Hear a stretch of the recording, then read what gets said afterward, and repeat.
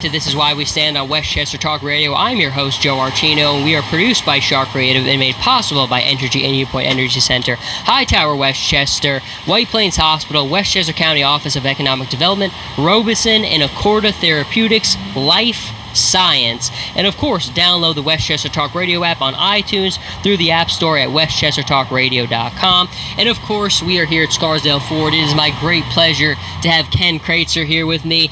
Now, Ken has been on the program many times. You, of course, know him from covering Army football, Sons of the American Legion Radio. His West Point Football Report on Facebook is a tremendously well-run page. And Ken actually invited me. I had the opportunity to cover the Army opener against Rice this season.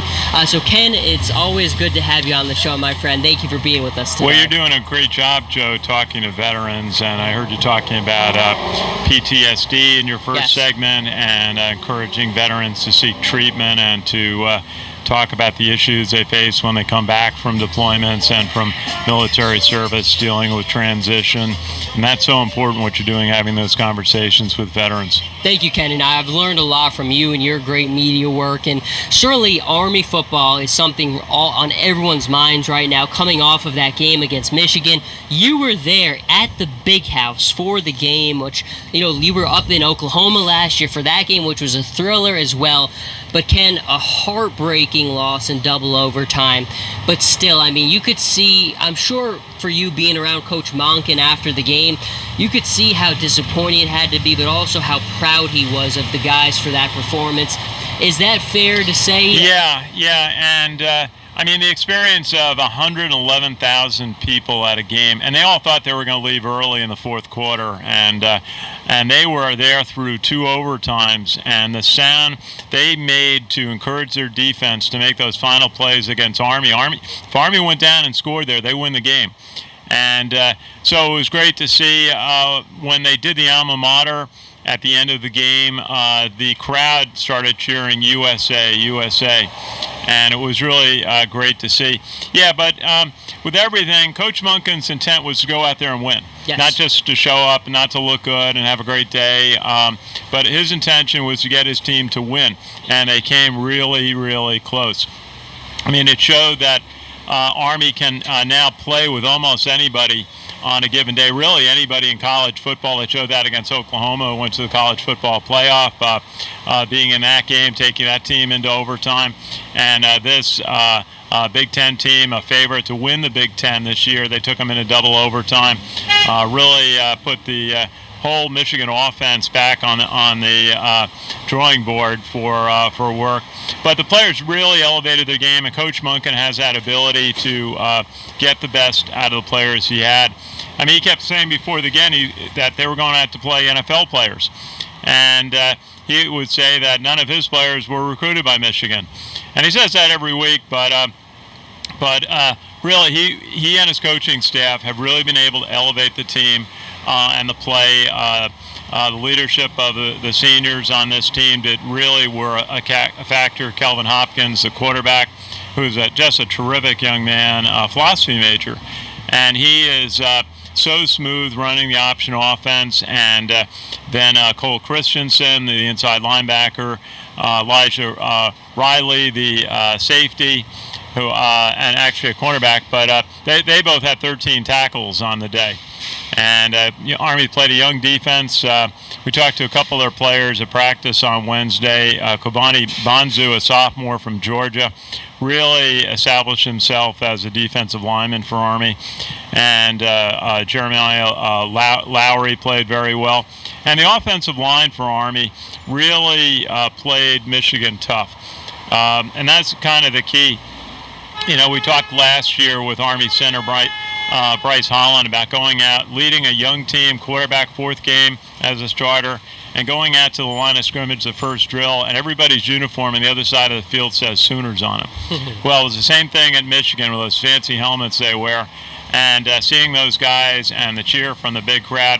But Peyton Reeder and Jackson Deaton on the front line, Jack Sides really did a great job keeping the Army offensive line, pushing back the Michigan defense, opening up some holes.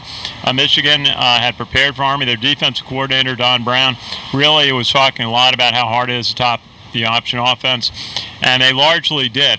They limited Army to about 200 yards of offense on the day, 234 for Army, and so that's much less than they've been getting per game.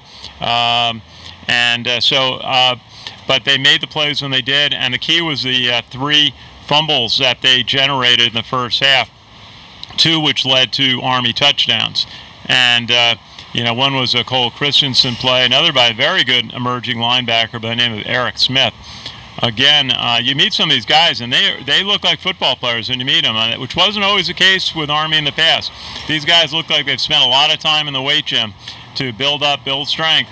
And Eric Smith, opening drive, ran in from the outside. They did a stunt on a blitz, and he got to the quarterback from the blind side, Shea Patterson, and fumbled, and Kobani Bonzu recovered that ball.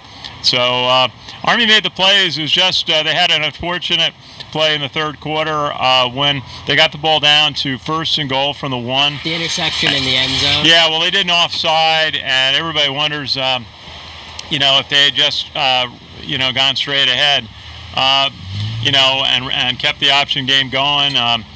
But the coaches all say that you have to pass once in a while to keep the defense off balance and keep them from cheating entirely up on the line. And they try to pass play, and it shouldn't have been thrown probably. And Kelvin Hopkins said that afterwards. But they stayed in the game, and at the end of regulation, a 50-yard field goal attempt, just missed. Well, missed by one. It wasn't a good kick. And by the freshman Cole Talley, he's got a very live leg. We've watched him in practice kick 50-yard field goals.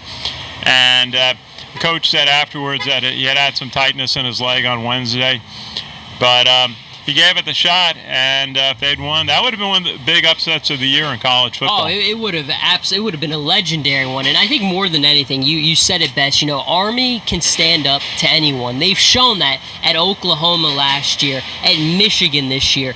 Those are powerful statements. It's so tough to lose the way that they did, but to put together those performances were just tremendous. And I think Army, obviously, you look ahead, they still have a great season ahead of them, but they've got to bounce back. They got to get back, and they're on the road again against UTSA today. Ken, what do you expect from Army to battle back today? What do they have to do to get back on track? Well, they just have to keep playing their game. They were on track last week. The challenge is the disappointment. College players tend to rebound well. And at the end of the day, they could feel good about their performance. These are soldiers on top of it, so they know how they understand resilience maybe a little bit better than even your average. Well, they go player. through a lot of tough experiences in military training between the cadet basic training and the summer training, and the basic discipline training that they learn at West Point. But last year, after the Oklahoma game, Army, it was the first of 3 straight road games, and they went up to Buffalo, a team that was very competitive in the Mid-America Conference. They've been going to bowl games, and they blew them out. It was like 50-14. I mean, it was over in the third quarter, and Army just trounced them. And then the next week, they went out on the road to California to San Jose State, and San Jose State was a rebuilding team, but Army blew them out. So, they came back well last year, and Coach Mogan is great at motivating. I heard him a little bit at practice, getting him on about, you got to win the fourth quarter, guys. They didn't do that against Michigan. So I think they will do fine. The question is, sometimes when you play a big physical team, how many injuries you took, and how many sore bodies you have on the team. But I think they'll be okay. San Antonio, University of Texas San Antonio, they're playing at the Alamo Dome. People can watch on the NFL Network at 2:30 today. It's a good team. They've been winning. It's about a 9-year-old program, and they've got a very good quarterback who can run the ball, throw the ball. So it's going to be a challenge on defense for Army to stop another good quarterback, and then for the offense to run their game. We'll see. But I'm pretty optimistic they're going to have a strong performance today, and then come back to Michie Stadium next Saturday to play Morgan State. And I think you laid it all out really well. If it's anything, if last year is an indication of their response to a loss like that, then I think that this year this is a good place to do that and build off of it. But I have to ask you too, Ken, as a reporter, going last year, we had you on to talk about what the experience was like up at Oklahoma, but then to go 2 consecutive years from Oklahoma to then going to the Big House in Michigan, was there one that was more memorable, or was it just both a surreal experience, part of your long broadcasting career? Army's decided to play these games a few years ago, and they've actually gone Penn State, Ohio State, Oklahoma, and then out at Michigan. They'll go out to they have Oklahoma coming in next year, and they'll go out to Wisconsin and Tennessee in this series of games. So, but yeah, Michigan was a tremendous environment, seeing a little bit of the school. We went out to the pregame with their 1,500 Army alumni at the pregame. Big crowd. And then we went up and we got up, found seats in the press box. We were, it's like watching a game from the top of a 15-story building. You need your binoculars, but it's a wonderful place to be. And then you see the stadium, 111,000 bench seats. It's not luxurious. It's a place to go watch a football game, and when you go to your seat, you don't really move, until the game's over. But the Michigan band did a tremendous halftime pregame show, and a wonderful version of the national anthem. And they raised the flag right on the field. They have a flagpole right on the field in front of the bleachers in the end zone. And they had a parachute drop. So it really was tremendous. And at halftime, they did a tribute to World War II veterans, which included I had to look it up, the Aaron Copland music, Appalachian Spring, as a tribute. And they put a large flag out on the field, which was very visually stunning. I think you posted some pictures of that. What a beautiful image it was. So they really did a great job, and it was Veterans Appreciation Day, as it almost always is when Army's on the road, and a lot of the ushers there wore veterans caps. It's very noticeable, and some of them look like they've been doing that job for a long time.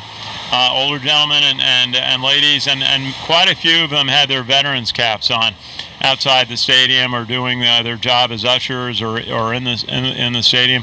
But I actually walked the length of the tunnel. The first time it takes a while to learn the layout, but on the far side is where the locker rooms were, and we went down the tunnel, which is like 50 yards long, to the field, and took in that experience. And then I walked the 96 rows from the field to the top rim, which I was huffing and puffing a little bit. Yeah, but sure. There's a lot of video on my YouTube page on Ken Kraetzer if you would like to see that. Great. It's an iconic place for college football, and because it was a competitive game in overtime, the sound level was intense. It was some of the sound, like we said, that they make for Ohio State, and so it was a game everybody's going to remember. Army can be very, very proud of their performance. They came up a little short. Jeff Monken will say, well, he was disappointed. He thought he was there to win and try to win, but everybody at West Point can be very proud of the performance. No question about it, Ken. And we always tell people you do as good a job as anyone covering. I think you are the best at covering Army football. There's a few good ones up there. I think of Dean Darling and Rich DeMarco and John Minko is up there. You're up there with them. With the amount, the coverage you do, and the fan base that you have built, it really is. And we'll see if Army gets back on track against UTSA. But Ken, you keep up the great work, and we hope we can get you back on as we get a couple more games in and break down what's going on with Army football. But Ken, thank you for coming on. Our pleasure. And hopefully I'll get down back there with you to see some Army in action. But everyone, that's Ken Kraetzer. I'm Joe Archino. Thank you for listening. We'll be right back.